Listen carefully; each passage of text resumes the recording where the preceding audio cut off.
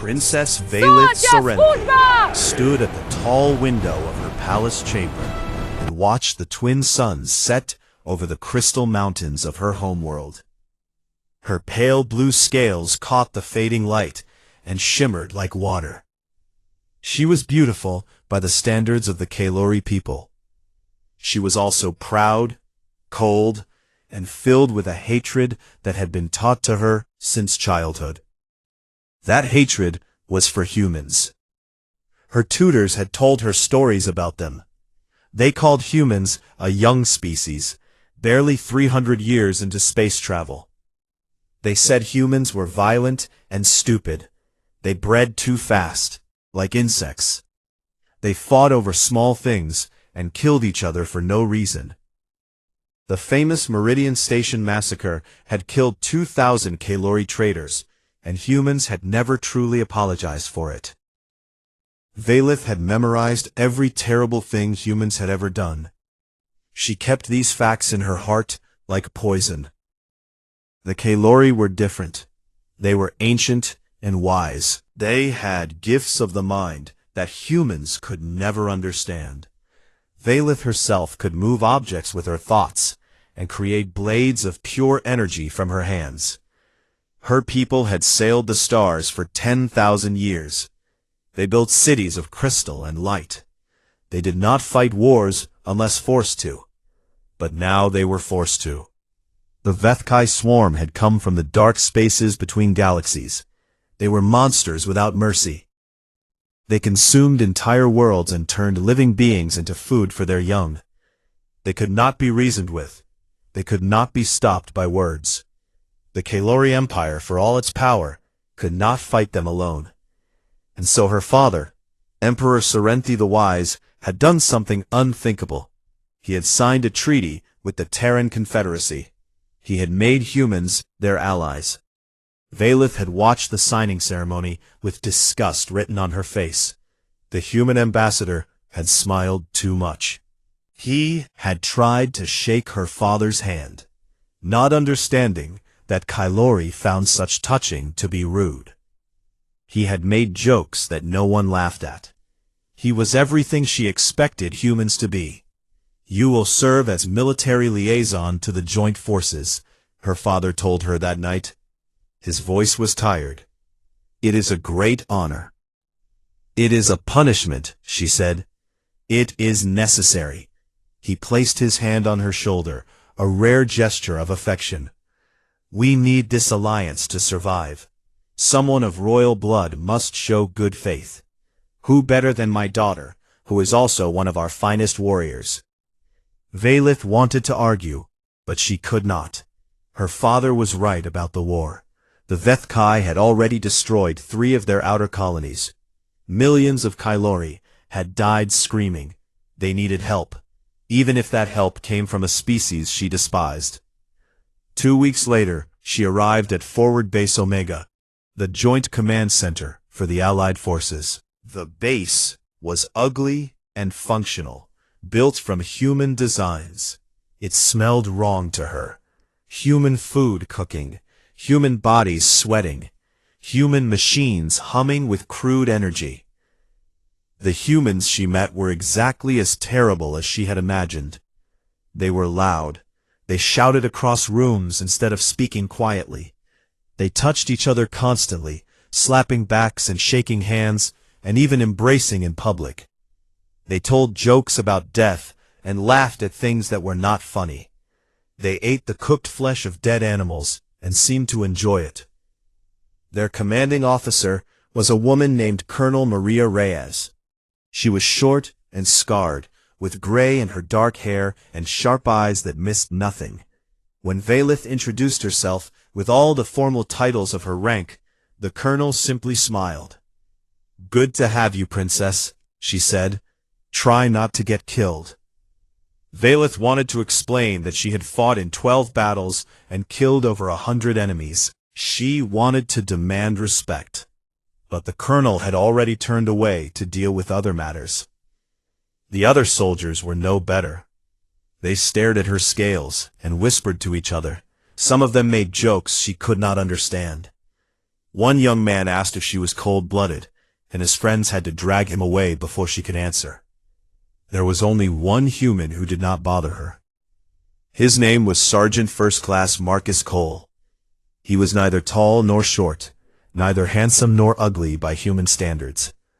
He had brown skin, dark eyes, and a quiet way about him that was different from the others. While they shouted and joked, he watched. While they crowded together, he stood apart. Valeth noticed him because he did not try to talk to her. He did not stare, or whisper, or make jokes. He simply did his work, and kept to himself. In the loud chaos of the human soldiers, his silence was like a small island of peace. She dismissed him as unimportant. The first joint training exercises were disasters. Human tactics were crude and direct. They believed in overwhelming force rather than elegant strategy. They wasted ammunition and made too much noise. Valeth found herself correcting their mistakes constantly, and they resented her for it. "With respect, Princess," one lieutenant said after she criticized his formation, "we've been fighting wars while your people were writing poetry about flowers." "Your wars were against each other," she replied coldly. "You have never faced a real enemy." The tension between the species grew worse every day. Fights broke out in the mess hall. Human soldiers called the Kalori arrogant. Kalori soldiers called the humans savages. Colonel Reyes had to give 3 speeches about unity before the violence stopped. Through it all, Valeth counted the days until she could return home. She wrote letters to her father, describing every human failing. She meditated each night to cleanse herself of the contamination of being near such creatures. She did not know that war would change everything. She did not know that the quiet human sergeant would save her life. She did not know that everything she believed about humans was about to be proven wrong. On the night before the Battle of Thornhelm Ridge, Valeth stood alone on the observation deck and watched the stars. Somewhere out there, the Vethkai were coming. Millions of hungry monsters, ready to devour everything in their path. Tomorrow would be the bloodiest day of her life. Tomorrow would break her hatred into pieces and show her something she had never expected to find. But tonight, she was still Princess Valeth Serenthi, proud daughter of the Kalori Empire. Tonight, she still despised every human in the galaxy. Tomorrow, one of them would begin to win her heart. The morning came cold and gray.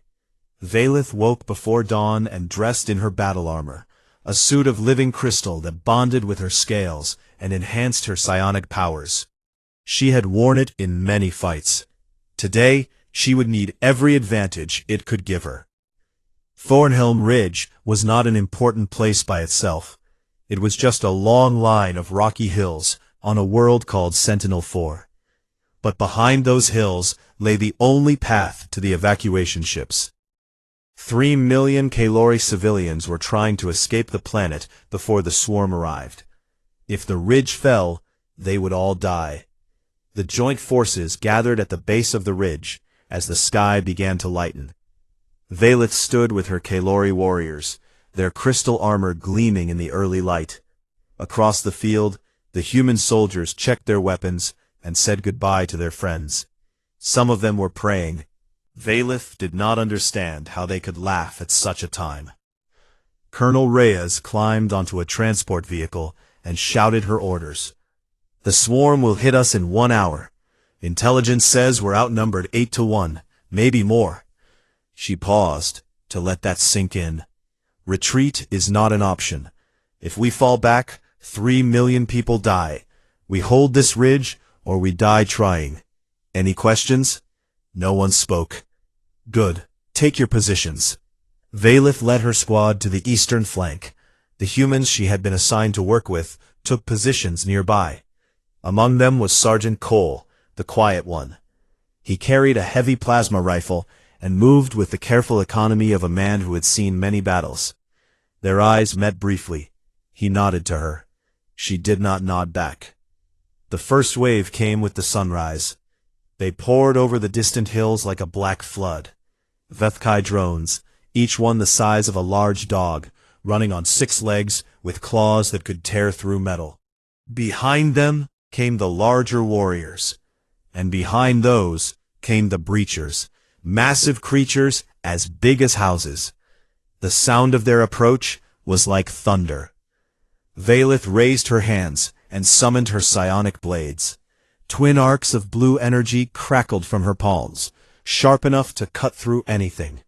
Around her, the Kalori warriors did the same. They were the finest fighters in the galaxy. Today, it would not be enough. The battle became chaos. Valith lost count of how many creatures she killed. Her blades cut through shells and flesh, spraying green blood across her armor. Beside her, her warriors fell one by one. The humans fired their weapons without stopping, and still the swarm kept coming. She saw Sergeant Cole fighting 30 meters away. A group of drones had surrounded him, and he was killing them with brutal efficiency. He moved differently than the other humans. No wasted motion, no panic, just calm, steady violence. A drone leaped at his face, and he caught it by the throat and broke its neck with his bare hands. Then the breacher came. It crashed through the defensive line like a living tank. Valith saw it too late. She tried to dodge, but one of its massive legs struck her chest and sent her flying. She hit a rock wall hard enough to crack her armor. Stone fell on top of her, pinning her legs. She felt bones break. Pain exploded through her body, white and blinding. She tried to summon her powers, but the pain was too great. She could not focus. Her blades flickered and died. The breacher turned toward her, sensing wounded prey. Its mouth opened, revealing rows of teeth like swords. Valith prepared to die. She had always imagined death would come in battle. She had accepted this fate long ago, but she had never imagined dying at the feet of a monster while humans watched. The shame of it burned worse than her broken bones. The breacher lunged, and then Sergeant Cole was there. He appeared from nowhere, running straight at the creature with no weapon but a plasma charge in his hand. He was screaming something, words Valith could not understand. The breacher swung at him with a leg like a battering ram. He ducked under it. He rolled. He came up right next to the creature's head and shoved the plasma charge into its open mouth. Then he threw himself on top of Valith, covering her body with his own. The explosion was deafening. Heat washed over them. Pieces of the breacher flew in all directions. Valith felt Sergeant Cole's body jerk as shrapnel hit his back, his shoulders, his legs. He grunted with each impact, but did not move from his protective position.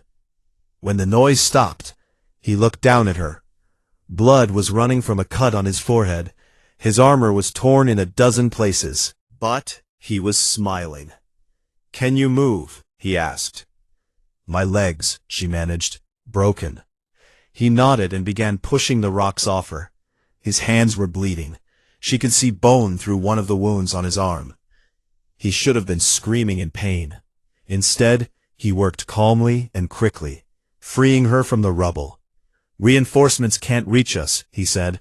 "The swarm cut off this section. We need to move." "I cannot walk." "Then I'll carry you." Before she could protest, he lifted her in his arms.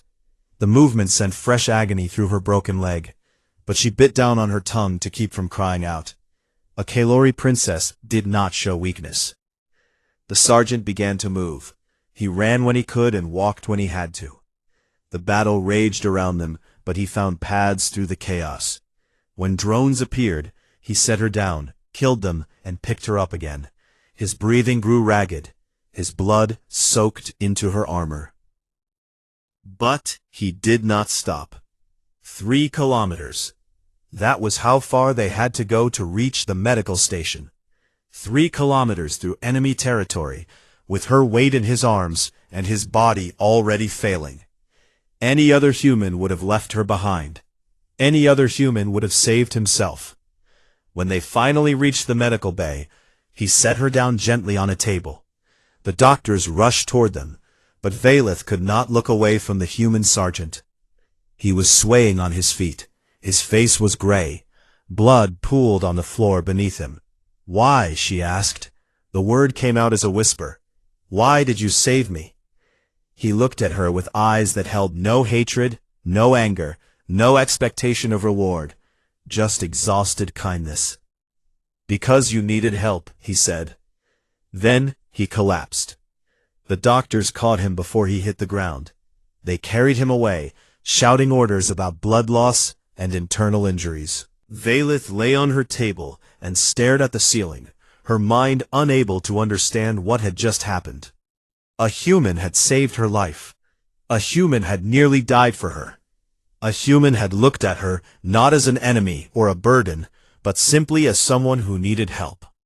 Everything she knew about humans told her this was impossible. Everything she had just witnessed told her she was wrong. For the first time in her life, Princess Valeth Sorrenti did not know what to believe. The medical bay was quiet at night. The wounded slept in their beds, watched over by machines that hummed and beeped. The lights were dim. The air smelled like medicine and clean cloth. Valeth could not sleep. Her leg was healing. The Kalori doctors had used their advanced technology to mend the bones and repair the damaged muscles. In 3 weeks, she would walk again. In 6 weeks, she would fight again. Her body would recover completely. Her mind was another matter. She kept thinking about Sergeant Cole.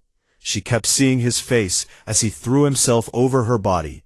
She kept hearing his simple answer to her question, "Because you needed help." The words repeated in her head like a song she could not forget. He was in the bed next to hers. The human doctors had worked on him for 7 hours.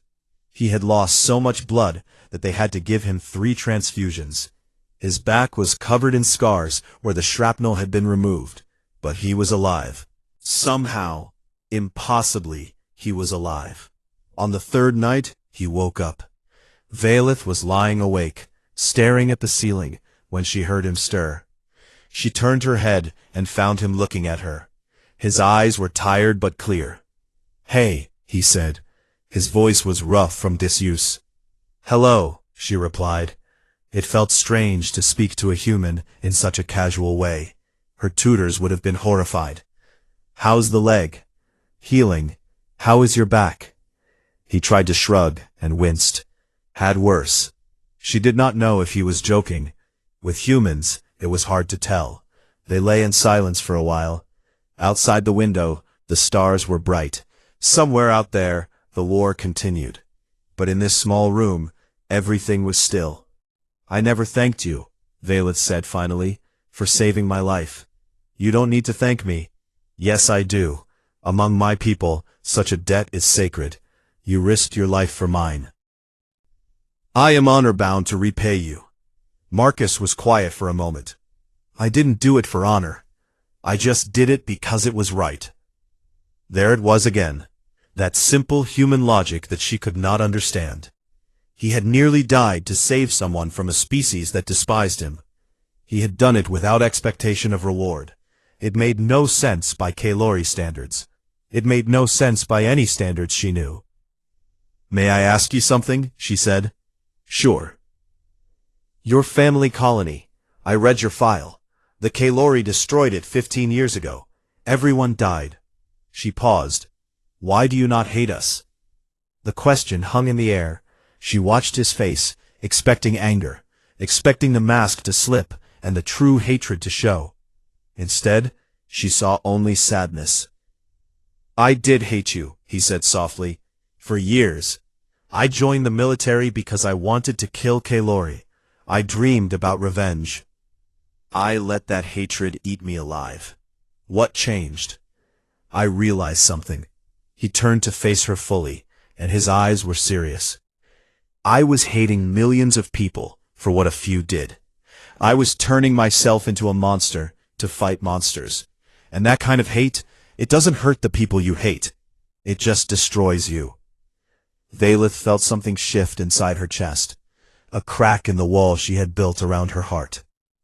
I killed my sister's murderers, Marcus continued, the actual soldiers who attacked our colony. I tracked them down, and I ended them. And when it was done, I felt empty. Because revenge didn't bring anyone back. It just made me someone my family wouldn't recognize. So you stopped hating? I chose to stop. It wasn't easy. Some days it still isn't. But I decided that I would judge each person by their own actions, not by the actions of their species. He smiled slightly. You, Kaylori, you're not all the same. Some of you are probably terrible. But some of you are probably good.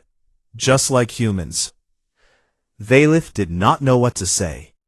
No one had ever spoken to her like this. No one had ever challenged her beliefs with such gentle honesty. The days that followed were strange and wonderful. Marcus came to visit her every afternoon once he could walk again. He brought her things from the human section of the base. Strange foods she had never tried. Playing cards for games she did not know. Small gifts that meant nothing and everything at the same time. He taught her a game called poker. She was terrible at it, because her scales changed color when she lied. He laughed when he realized this, and she found herself laughing too. It was the first time she had laughed with a human. She told him about her homeworld, about the Crystal Mountains and the twin suns, about her mother, who had died when she was young, about her father, who loved her but never knew how to show it. Marcus listened with careful attention, asking questions that showed he truly cared about the answers. She began to see humans differently. Their loudness was not rudeness, it was connection. They shouted because they loved each other and wanted to be heard. Their physical touching was not crude, it was comfort. They held each other because life was short and uncertain. Their jokes about death were not disrespectful, they were survival. They laughed in the darkness because crying would break them. The other Kaylori noticed the change in her. Some whispered that she was forgetting herself.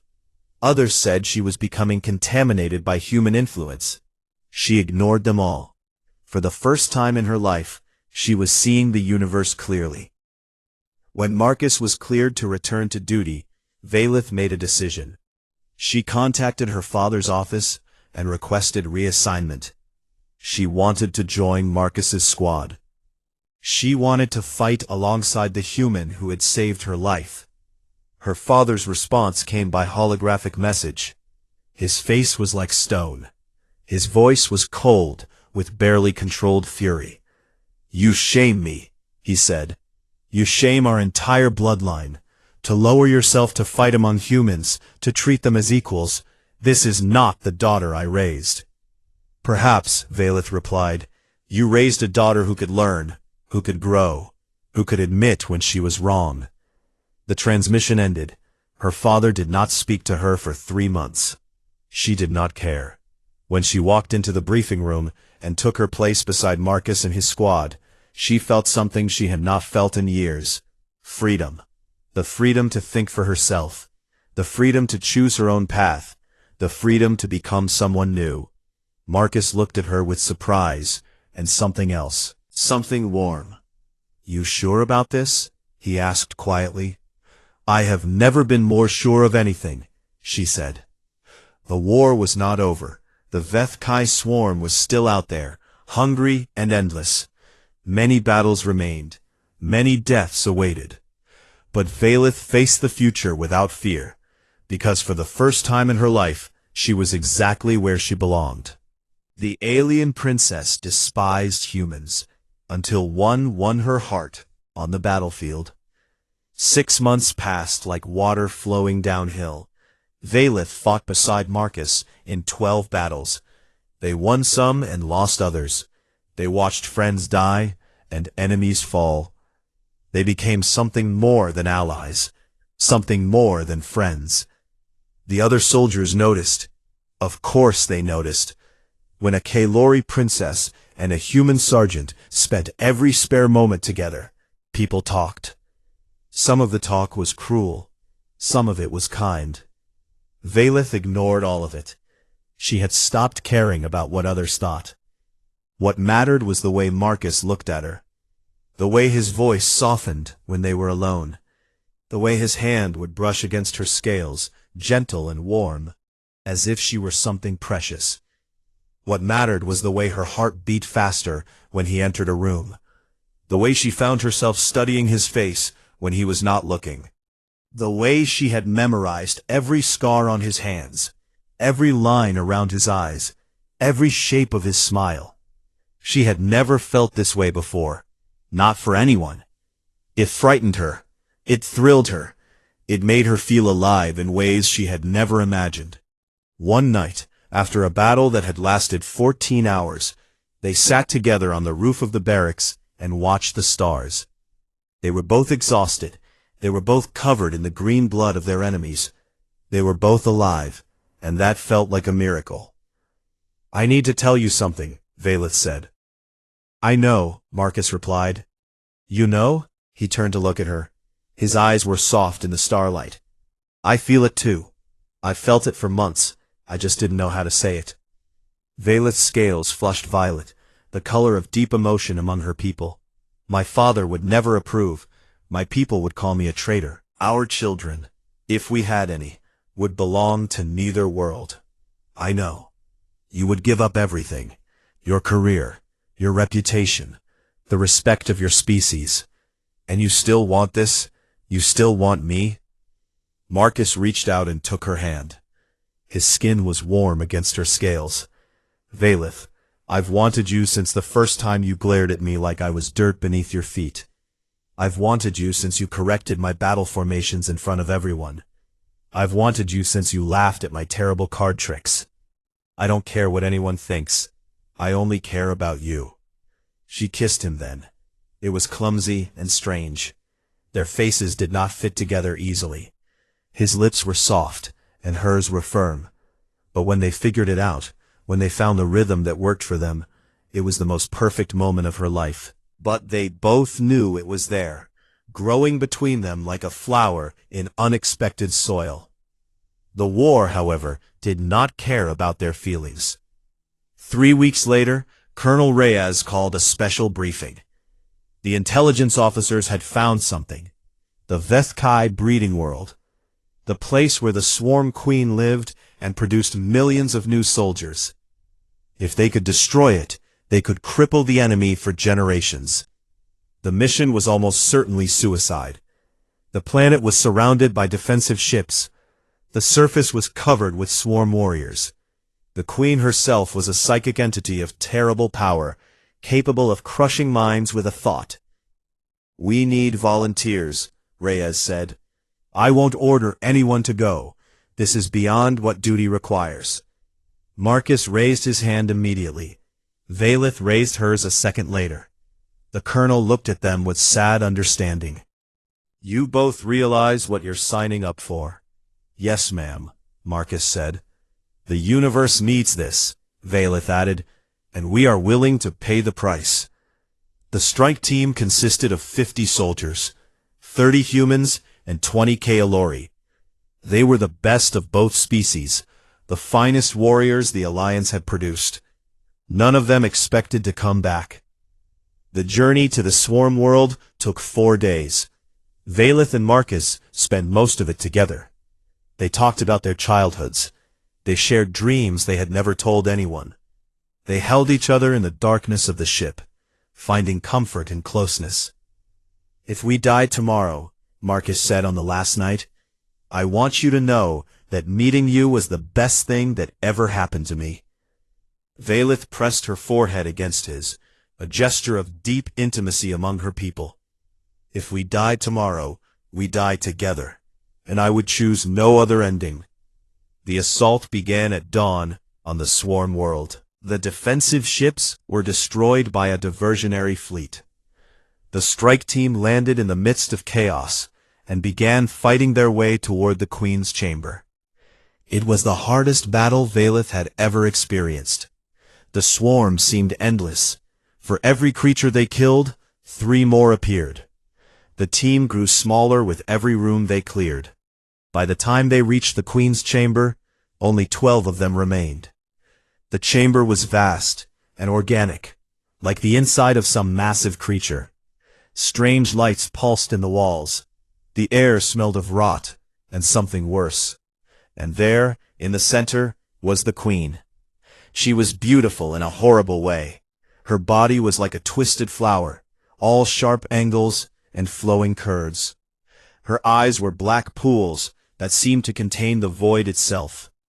When she spoke, her voice was inside Vayleth's head. "Foolish creatures," the Queen whispered, "you come to destroy me, but you will only feed my children." Her elite guards emerged from the shadows, dozens of them, the largest swarm warriors Vayleth had ever seen. The final battle began. Vayleth fought like she had never fought before. Her psionic blades sang through the air, cutting through enemy after enemy. Beside her, Marcus fired his weapon until it ran empty, then fought with his knife, then with his bare hands. Around them, their teammates fell one by one. In the end, only Marcus and Vayleth remained standing. The Queen laughed in their minds. Two left, a human and a traitor. How poetic. Marcus looked at the reactor core behind the Queen. Destroying it would destroy everything within a kilometer, including them. "One of us has to reach the reactor," he said. Vayleth understood. One of them would have to hold off the remaining guards while the other completed the mission. One of them would definitely die. Maybe both. "Then we both go," she said. "Together." Marcus shook his head. "Vayleth," she kissed him, hard and desperate and full of everything she had never said. 3 seconds that contained a lifetime. "Together," she repeated. "That is how we do this. That is how we end it." He looked at her for a long moment. Then he nodded. They charged at the Queen together, screaming defiance at the creature that had destroyed so many worlds. The guards rushed to stop them. Vayleth cut through 3 of them. Marcus shot 2 more. The Queen tried to crush their minds, but their love for each other created a shield she could not break. Marcus reached the reactor first. He pulled the detonation device from his belt and armed it. The Queen screamed in fury and sent a wave of psychic energy that knocked Vayleth unconscious. The last thing she saw before darkness took her was Marcus's face. He was at peace. Then the world exploded. When Vayleth woke, she was buried in rubble. The chamber was destroyed. The Queen was dead, her body torn apart by the blast. The reactor core was a smoking crater. And Marcus was lying 10 meters away, broken and bleeding, but breathing. Somehow, impossibly, still alive. She crawled to him. Her legs did not work. Her arms barely moved. But she dragged herself across the floor until she could touch his face. "Marcus," she whispered. "Marcus, please." His eyes opened. They were foggy with pain, but he recognized her. "Did we win?" he asked. "Yes, we won." He smiled that crooked smile she loved so much. Then it was worth it. The rescue ships found them 3 hours later. Both of them were barely alive. The doctors said it was a miracle either of them had survived. But Vayleth knew it was not a miracle. It was love.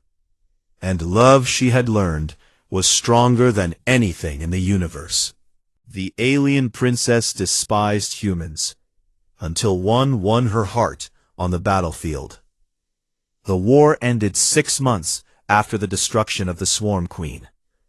Without her psychic guidance, the Vethkai fell into confusion.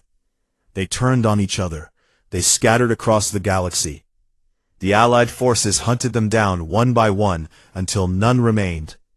The galaxy celebrated. Humans and Kalori danced in the streets of 100 worlds.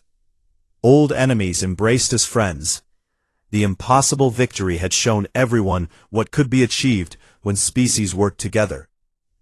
And at the center of the celebration were 2 names: Princess Vayleth Serenthi, Sergeant First Class Marcus Cole.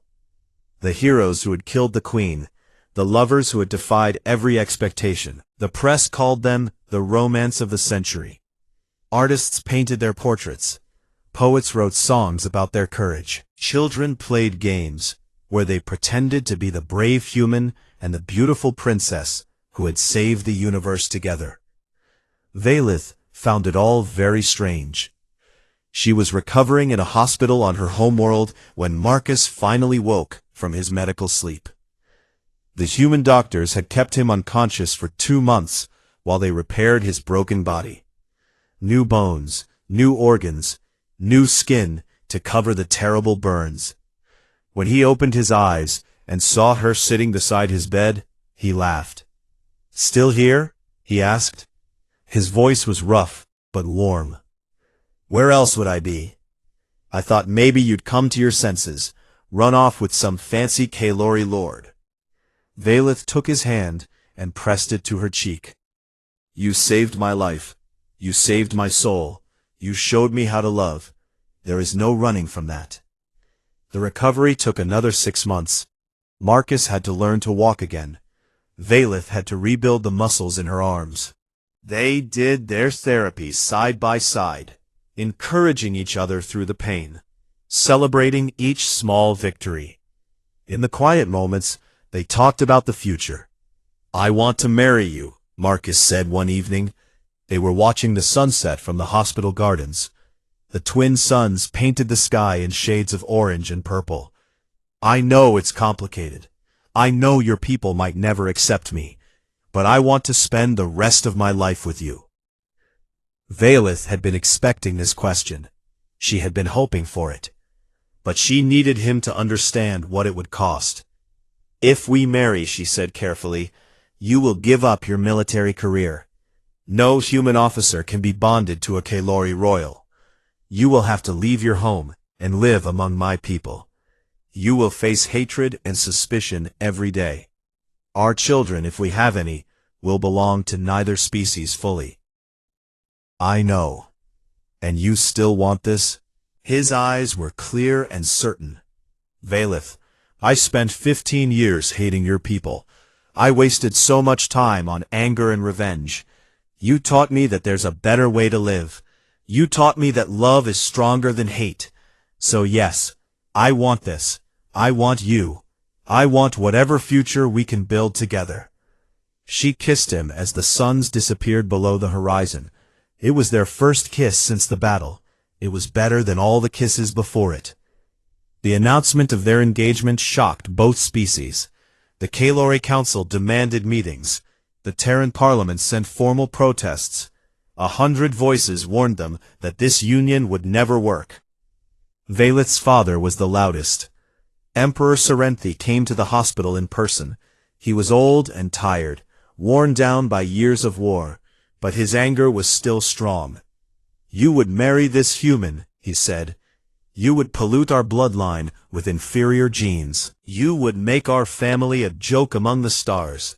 Vaylith stood before him without fear. She had faced the Swarm Queen. Her father's displeasure meant nothing compared to that.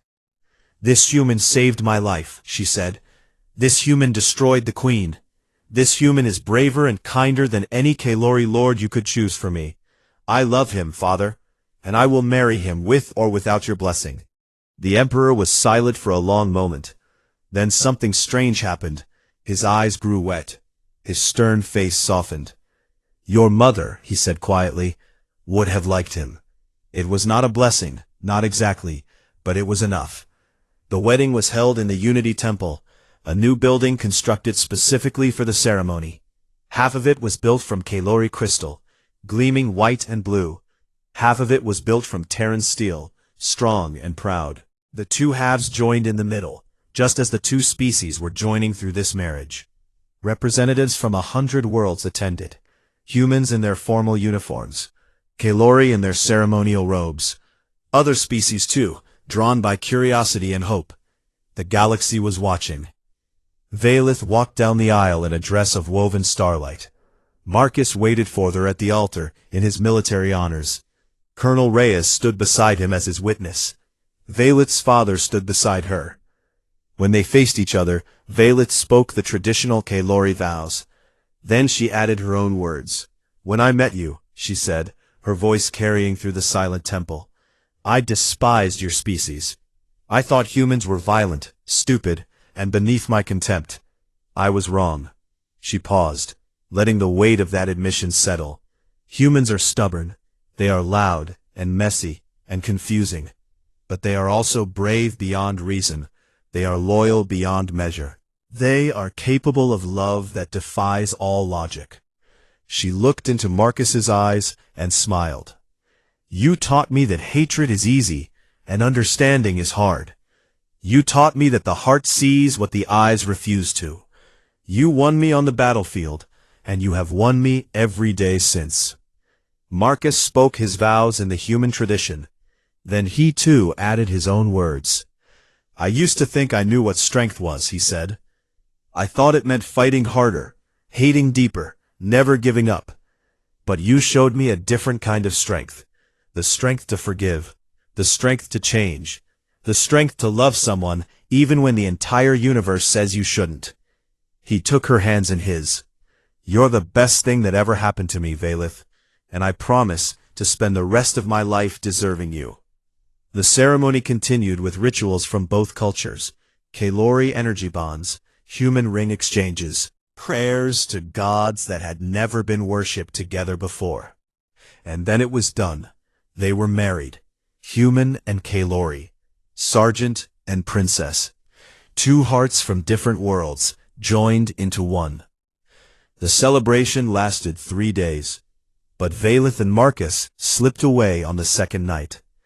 They found a quiet balcony, overlooking the Crystal Mountains, and watched the stars together. "What happens now?" Marcus asked. Vaylith leaned against him. "Now we build something new. Our marriage will inspire others. Humans and Kalori will see that love is possible between our kinds. More unions will follow. More children. More bridges between the stars." That sounds like a lot of pressure. It is, but we face the Swarm Queen together. This should be easy by comparison. He laughed. She loved his laugh. She would never grow tired of hearing it. In the years that followed, their marriage became a symbol of hope for the galaxy. The Interspecies Accord was signed, allowing marriages between all species. Hybrid children were born, belonging to multiple worlds instead of just one. The old hatreds did not disappear entirely, but they grew weaker with each passing generation.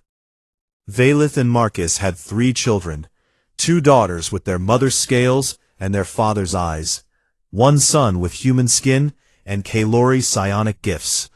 They were strange and beautiful, these children of 2 worlds. They were the future.